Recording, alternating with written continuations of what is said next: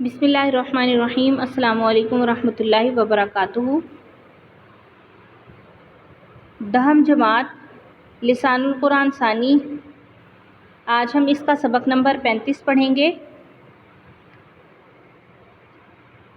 کل کے سبق یعنی سبق نمبر 34 میں ہم نے اسم الفاعل کے بارے میں پڑھا تھا۔ الدرس الخامس والعشرون اسم الفاعل، اس میں ہم نے اسم فاعل کی تعریف پڑھی، جو آج میں آپ کو اس کا اعادہ کرا دیتی ہوں کہ اسم الفاعل ایسا اسم ہے جو مصدر سے نکالا جاتا ہے، فعل کے کرنے والے پر دلالت کرتا ہے۔ فعل کے کرنے والے سے مراد ایسی ذات ہے جو عارضی طور پر فعل سے متصف ہو جائے یا جس میں وقتی طور پر فعل کے معنی پائے جائیں، یہ اسم الفاعل کی تعریف ہے۔ مثال کے طور پر ذہاب مصدر ہے، اس سے اسم الفاعل ذاہب نکلتا ہے یعنی جانے والا۔ اب جو جانے والا ہے اس میں یہ جانے کے معنی عارضی طور پر پائے جا رہے ہیں، وقتی طور پر پائے جا رہے ہیں، جانے کا وصف وقتی طور پر پایا جا رہا ہے، یعنی ایسا نہیں ہوگا کہ وہ مسلسل ہمیشہ جاتا ہی رہے گا، بلکہ یہ وصف وقتی طور پر ہے جانے والا۔ اور اس کے بعد ہم نے پڑھا اسم الفاعل من مصدر الفعل الثلاثی، اسم فاعل ثلاثی کے مصدر سے فاعل کے وزن پر بنتا ہے۔ اگر فعل ثلاثی ہوگا تو اس سے اسم الفاعل فاعل کے وزن پر بنے گا۔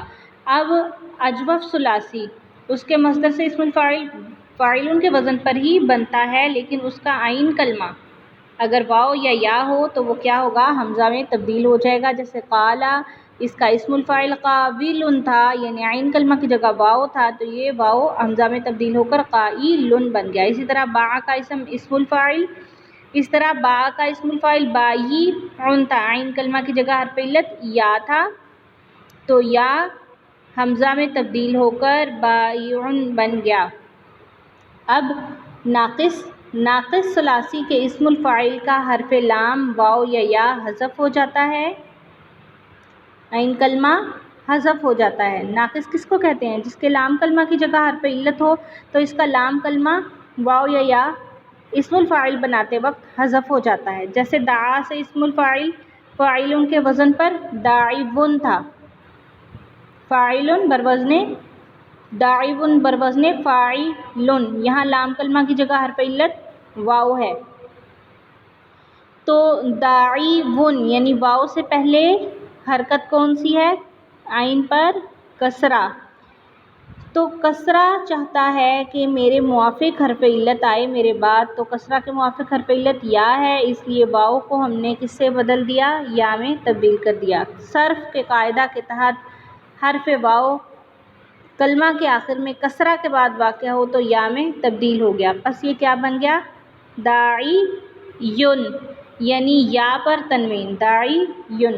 داعیٌ کی یا پر ضمہ ثقیل تھا، پس اس لیے اسے ساکن کر دیا گیا، جس کی وجہ سے کلمہ میں دو ساکن جمع ہو گئے۔ اب یون کو ہم نے ساکن کر دیا، یعنی یا پر تنوین ہے، تنوین کا مطلب دو نون، تو ہم نے ایک نون کو ختم کر دیا یعنی تنوین ختم ہو گئی۔ اب دوسرا نون جو بچا تھا وہ کیا ہو گیا؟ ساکن ہو گیا، تو ایک یا ساکن اور دوسرا نون تنوین۔ اجتماع ساکنین سے بچنے کے لیے یا کو حذف کر دیا گیا، داعن رہ گیا۔ اسے یوں سمجھ لیجئے کہ داعیٌ تھا، پھر کیا ہو گیا؟ داعی، یا بھی ساکن نون بھی ساکن، پھر یا کو حذف کرنے کے بعد داعن رہ گیا، جسے کسرہ کی تنوین کے ساتھ داعن لکھا جاتا ہے۔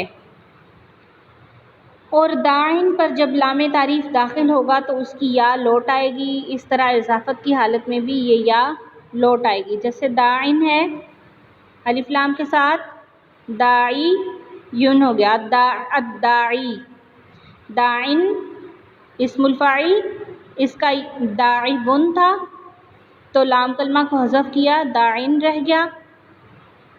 اور کسرہ کی تنوین کس طرح سے آئی یہ آپ اوپر پڑھ چکے ہیں کسرہ کی تنوین کیسے آئی. داعی ون تھا، اصل میں لام کلمہ کو حذف کر دیا، واو کو گرا دیا اور اس کے بعد یہ داعین بن گیا، کسرہ کی تنوین آئی. الداعی الف لام کی صورت میں یا واپس آ گیا. داعی اللہ مضاف ہونے کی صورت میں لام کلمہ یا واپس آ گیا. اسم الفاعل ہمارے پاس تھا داعین، جب ہم نے اس پر الف لام داخل کیا تو اس کی یا واپس ہو گئی الداعی، اور جب ہم اس کو مضاف بنائیں گے، مضاف بنانے کی صورت میں بھی، داعین کو مضاف بنانے کی صورت میں بھی، ناقص کسی بھی فعل ناقص کے اسم الفاعل کو مضاف بنانے کی صورت میں بھی اس کی یا یعنی لام کلمہ حرف علت واپس لوٹ آئے گا. جیسے یہاں داعی یا اللہ میں داعی مضاف ہے تو اس کا یا لوٹ آیا.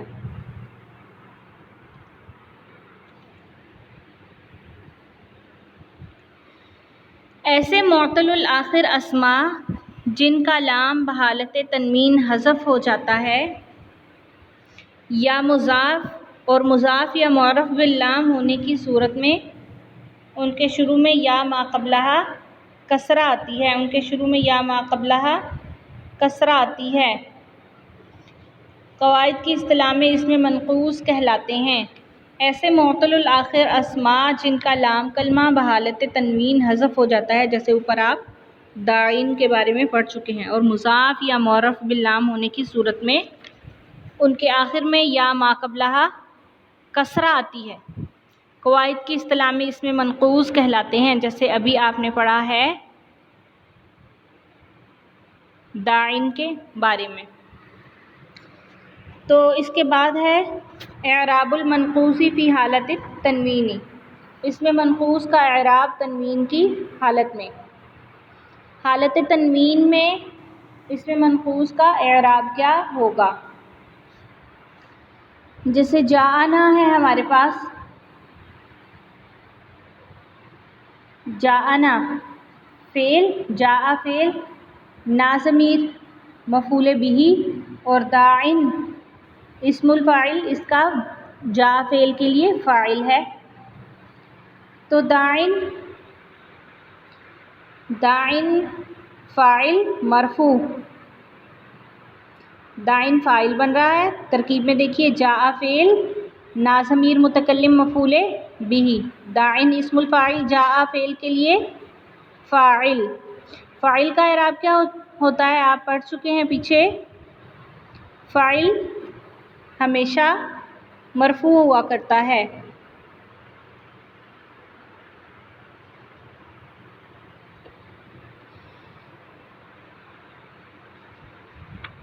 داعین اسم الفاعل یہ فاعل بن رہا ہے اور فاعل مرفوع ہوتا ہے، اور اس پہ آپ دیکھ رہے ہیں کہ کسرہ کی تنوین ہے، داعین پر کسرہ کی تنوین ہے، لیکن یہ کیا بن رہا ہے فاعل.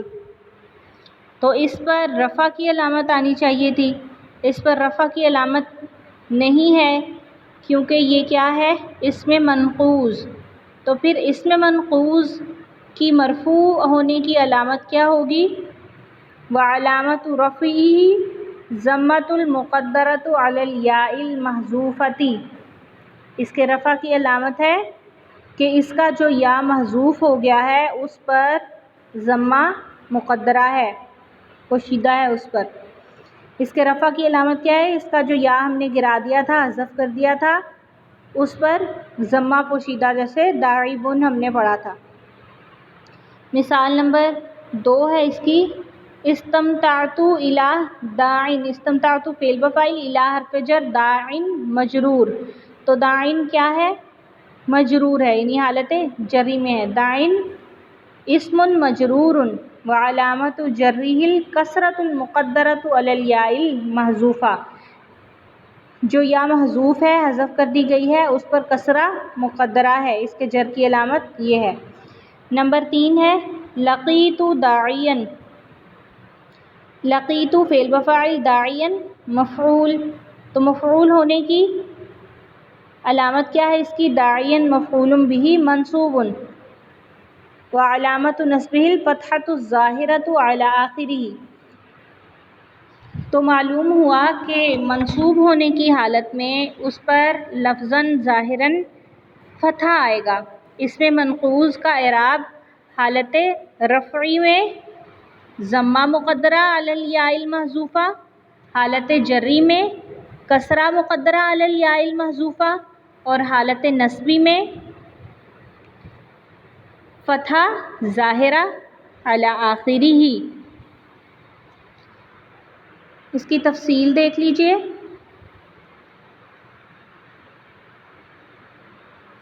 حالت رفع و جر میں منقوص کی یا محذوف رہتی ہے۔ رفع و جر میں کیا ہوا؟ منقوص کی یا محذوف رہتی ہے۔